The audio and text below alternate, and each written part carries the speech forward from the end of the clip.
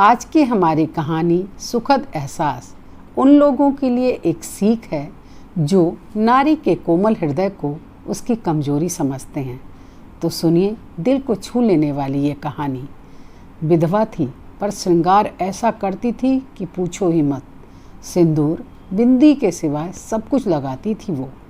पूरी कॉलोनी में उनके ही चर्चे थे। उनका एक बेटा भी था जो अभी 9वीं कक्षा में था। पति सरकारी नौकरी करते थे। उनके गुजर जाने के बाद उनकी जगह उन्हें एक छोटी सी नौकरी दे दी गई थी। उनके जलवे अलग ही थे। 1980 के समय में भी वो बॉयकट रखती थी। सभी कॉलोनी की आंटियां उन्हें परकटी कहती थी। रोहन भी उस समय नया नया जवान हुआ था। अभी 16 साल का ही था वो, लेकिन घर बसाने के सपने देखने शुरू कर दिए थे उसने। रोहन का आधा समय आईने के सामने खुद को निहारते हुए गुजरता था और बाकी का आधा समय परकटी आंटी की गली के चक्कर काटने में गुजर जाते थे। उसका नववयस्क मस्तिष्क यह नहीं सोच पाता था कि समाज क्या कहेगा यदि उसके दिल की बात किसी को भी पता चल गई तो। उसे किसी की परवाह नहीं थी। परकटी आंटी को दिन में एक बार देखना उसका जुनून सा बन गया था। उस दिन बारिश खूब हुई थी। रोहन स्कूल से घर लौट रहा था। साइकिल पर अपने सपनों में गुम उसे पता ही नहीं लगा कि अगले मोड़ पर कीचड़ की वजह से काफ़ी फिसलन हो गई है। अगले ही क्षण जैसे ही वह अगले मोड़ पर मुड़ा, साइकिल फिसल गई और रोहन नीचे गिर पड़ा। उसी समय सामने से आ रही स्कूटर ने टक्कर मार दी। रोहन का सिर फट गया। खून का फव्वारा सा फूटा। रोहन दर्द से ज़्यादा इस घटना के झटके से स्तब्ध हो गया। वह गुमसा हो गया था। भीड़ में से कोई भी उनकी मदद के लिए आगे नहीं आ रहा था। खून लगातार बह रहा था। तभी एक जानी पहचानी सी आवाज़ रोहन नाम पुकारती है। रोहन की धुंधली हुई दृष्टि देखती है कि परकटी आंटी भीड़ को चीरकर पागलों की तरह उसकी ओर दौड़ती हुई आ रही थी। परकटी आंटी ने रोहन का सिर गोद में लेते ही उसका माथा, जहाँ से खून बह रहा था, उसे अपनी हथेली से दबा लिया।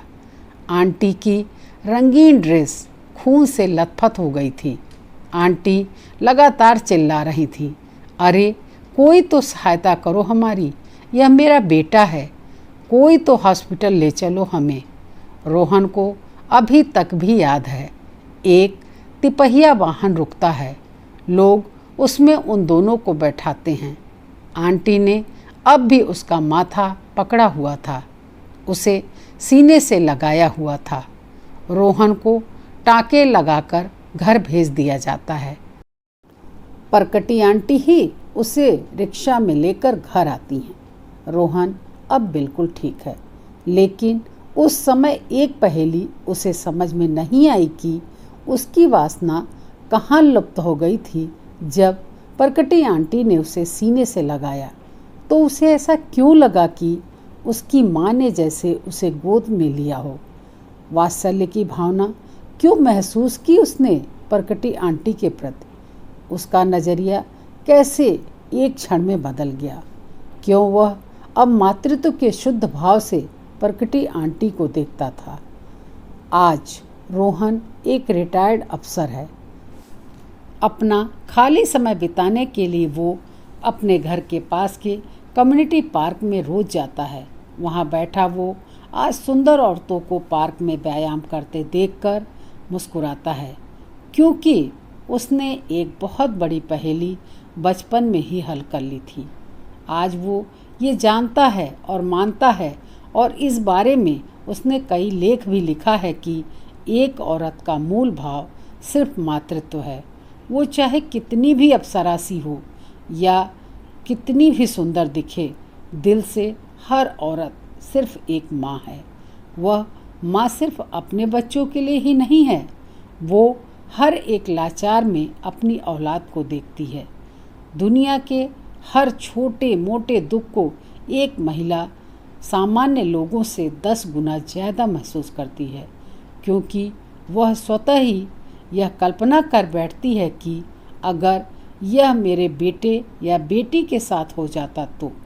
इस कल्पना मात्र से ही उसकी रूह कांप जाती है और वो रो पड़ती है और दुनिया को लगता है कि औरत कमज़ोर है।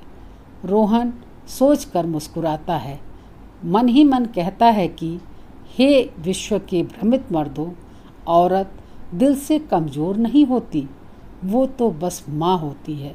इसलिए उसे कमज़ोर मानने की भूल कभी मत करना। दोस्तों, कहानी कैसी लगी कमेंट करके ज़रूर बताइएगा तथा मेरे चैनल को लाइक और सब्सक्राइब करके मेरा प्रोत्साहन कीजिए। मिलती हूँ ऐसी ही एक नई और अनोखी कहानी के साथ। धन्यवाद।